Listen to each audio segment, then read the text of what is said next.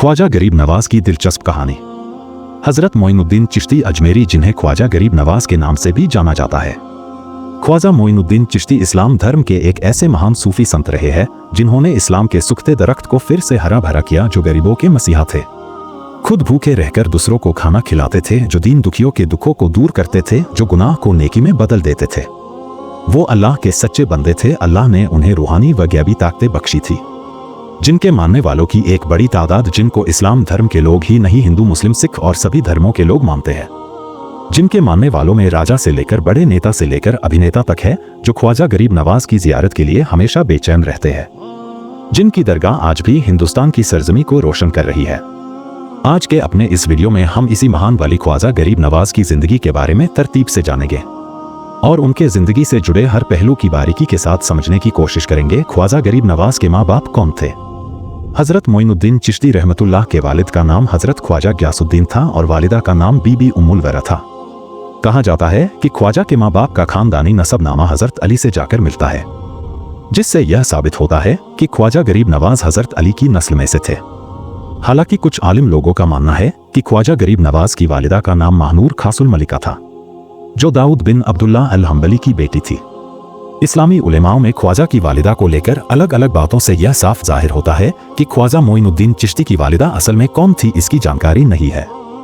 ख्वाजा मोइनुद्दीन चिश्ती गरीब नवाज का जन्म कहाँ हुआ, यह प्रश्न भी अनेक मतभेदों से भरा हुआ है। कुछ इतिहासकार और विद्वानों का मानना है कि ख्वाजा का जन्म संजर में हुआ था। कुछ मानते हैं कि सिस्तान में हुआ था। कुछ मानते हैं कि संजार, जो मोसुल के पास है। कुछ विद्वान मानते हैं कि ख्वाजा जो का जन्म संजार, जो इस्फहान के पास है, वहां हुआ था। लेकिन इन सभी मानने वालों में ज्यादातर झुकाव इस मानने वालों का मिलता है कि ख्वाजा जी का जन्म या पैदाइश की जगह इस्फहान है। बाद में ख्वाजा जी की परवरिश संजार में हुई, जिसे संजर के नाम से भी जाना जाता था। उस समय इस्फहान के एक मोहल्ले का नाम संजर था। उस मोहल्ले में ख्वाजा के माता पिता रहते थे। हजरत मोइनुद्दीन चिश्ती का जन्म कब हुआ? जिस प्रकार ख्वाजा की माता और जन्म स्थान के बारे में विद्वानों और इतिहासकारों में अनेक मतभेद है, उसी प्रकार ख्वाजा के जन्म के समय को लेकर भी विद्वानों और इतिहासकारों में अनेक मतभेद है।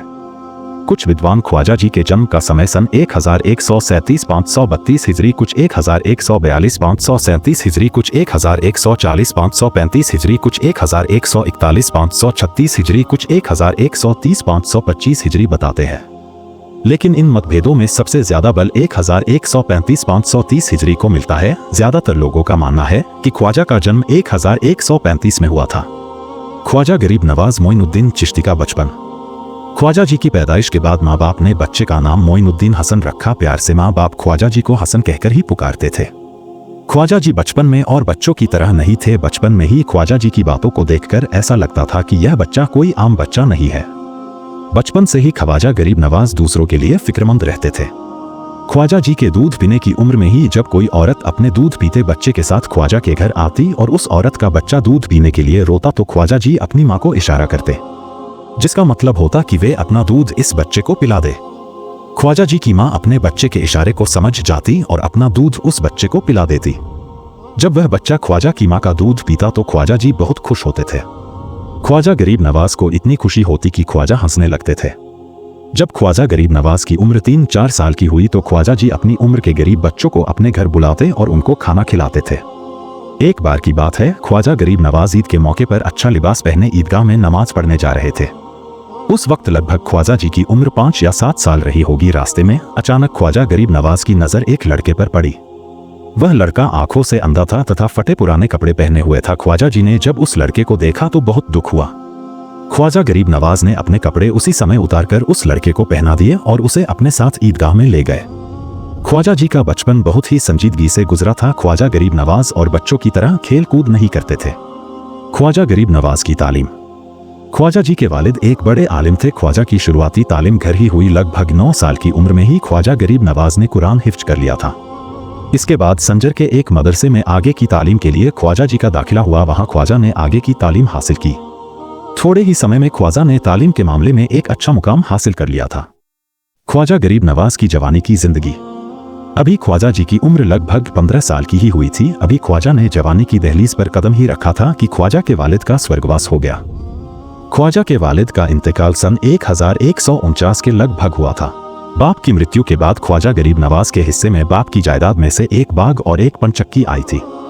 बाग और पंचक्की की आमदनी से ही ख्वाजा अपनी गुजर बसर करते थे। ख्वाजा को शुरू से ही फकीरों, सूफियों और दरवेशों से बहुत लगाव था। वह अधिकतर इसी तबके के लोगों में समय गुजारते थे। एक समय की बात है, ख्वाजा अपने बाग को पानी दे रहे थे। एक सूफी जिनका नाम इब्राहिम धदोज था उधर से गुजर रहे थे। अचानक उनकी नजर बाग में पानी देते उस नौजवान पर पड़ी।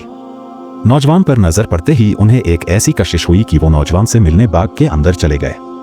ख्वाजा ने एक सूफी संत को बाग में आया देख उनकी बहुत आवभगत की। इब्राहिम धंधोजी ने ख्वाजा को देखकर पहचान लिया कि यह कोई मामूली इंसान नहीं है, आगे चलकर यह गरीबों का मसीहा बनेगा, लोगों की रूहानी प्यास बुझाएगा। लेकिन आज यह लड़का अपनी रूहानी ताकत से बेखबर है। फिर इब्राहिम धदोजी ने अपनी झोली से एक फल का टुकड़ा निकाला और उस टुकड़े को ख्वाजा को खाने के लिए दिया। फल के टुकड़े को खाते ही ख्वाजा गरीब नवाज ने अपने अंदर एक अजब सी तब्दीली महसूस की। उनकी आंखों से पर्दे उठते चले गए। दुनिया की मोहब्बत से दिल एकदम खाली हो गया। हजरत इब्राहिम धंधोजी तो वहां से चले गए। वहीं से ख्वाजा ने अपनी जिंदगी का नया रास्ता अपनाया। जो रास्ता दुनिया की मोहब्बत से बिल्कुल अलग था, वो रास्ता अल्लाह की याद से भरा था। वो रास्ता दीन दुखियों की मदद से भरा था। वो रास्ता एक रूहानी रास्ता था। वो रास्ता अल्लाह और महबूब के बीच की दूरी को कम करता था। इसके बाद फिर क्या था? ख्वाजा ने अपना बाग और चक्की बेचकर उससे प्राप्त सारे धन को गरीबों में बांट दिया और खुद हक की तलाश में उस रूहानी रास्ते पर निकल पड़े। इस रूहानी रास्ते पर निकलने के बाद ख्वाजा ने फिर पीछे मुड़कर नहीं देखा। ख्वाजा इल्म व तालीम हासिल करते हुए समरकंद, बुखारा, बगदाद, इराक, अरब, शाम आदि का सफर तय करते हुए 1157 में ख्वाजा हारून पहुंचे, जहां ख्वाजा ने उस्मान हारूनी से बेअत व खिलाफत पाई। ख्वाजा गरीब नवाज का अजमेर आना हजरत ख्वाजा मोइनुद्दीन चिश्ती अजमेर में पहली बार 1190 में आए थे। इस समय अजमेर पर राजा पृथ्वीराज चौहान का शासन था। जब हजरत गरीब नवाज अपने साथियों के साथ अजमेर पहुंचे तो ख्वाजा ने अजमेर शहर से बाहर एक जगह पेड़ों के साए के नीचे अपना ठिकाना बनाया। लेकिन राजा पृथ्वीराज के सैनिकों ने ख्वाजा को वहां ठहरने नहीं दिया। उन्होंने ख्वाजा से कहा, आप यहां नहीं बैठ सकते हैं, यह स्थान राजा के ऊंटों के बैठने का है। ख्वाजा गरीब नवाज को यह बात बुरी लगी। ख्वाजा ने कहा, अच्छा ऊंट बैठते हैं तो बैठे। यह कहकर ख्वाजा वहां से उठकर अपने साथियों के साथ चले गए। यहां से जाकर ख्वाजा ने अना सागर के किनारे अपना ठिकाना किया। यह जगह आज भी ख्वाजा का चिल्ला के नाम से जानी जाती है। ऊंट रोज की तरह अपने स्थान पर आकर बैठे, लेकिन वह ऊंट ऐसे बैठे कि उठाए से भी नहीं उठे। ऊंटों को उठाने का काफी प्रयत्न किया गया, परंतु ऊंट वहां से नहीं उठा। राजा के सभी नौकर परेशान हो गए। नौकरों ने इस सारी घटना की खबर राजा पृथ्वीराज को दी। राजा पृथ्वीराज यह बात सुनकर खुद हैरत में पड़ गए। उन्होंने नौकरों को आदेश दिया कि जाओ उस फकीर से माफी मांगो। नौकर ख्वाजा के पास गए और उनसे माफी मांगने लगे। ख्वाजा ने नौकरों को माफ कर दिया और कहा, अच्छा जाओ, ऊंट खड़े हो गए हैं। नौकर खुशी खुशी ऊंटों के पास गए और उनकी खुशी हैरत में बदल गई जब उन्होंने जाकर देखा कि ऊंट खड़े हुए थे। इसके बाद भी ख्वाजा की वहां अनेक करामातें हुई और धीरे धीरे अजमेर और आसपास के क्षेत्र में ख्वाजा की प्रसिद्धि चारों ओर फैल गई। ख्वाजा से प्रभावित होकर साधुराम और अजय पाल ने इस्लाम कबूल कर लिया। यह दोनों व्यक्ति अपने समाज में अहम स्थान रखते थे। अब तक ख्वाजा अना सागर के किनारे ही ठहरे हुए थे।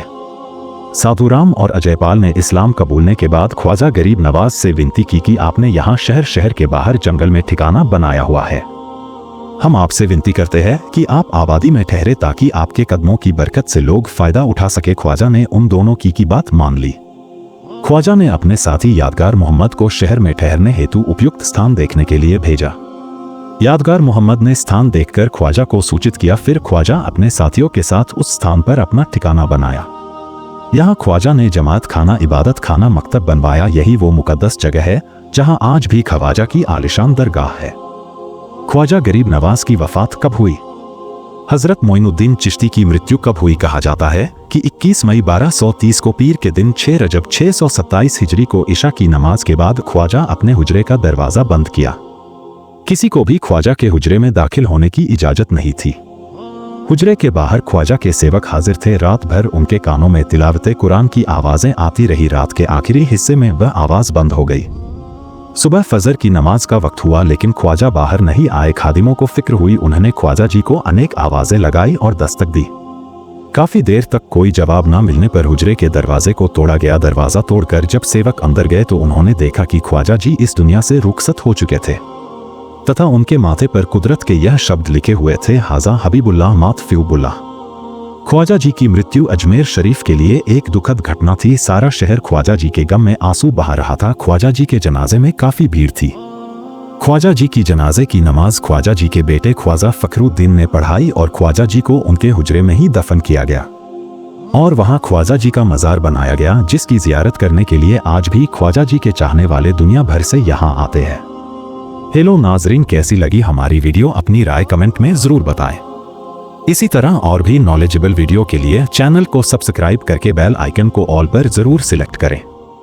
फिर मिलते हैं अगली वीडियो में। अस्सलाम वालेकुम, गुड बाय, थैंक यू, धन्यवाद।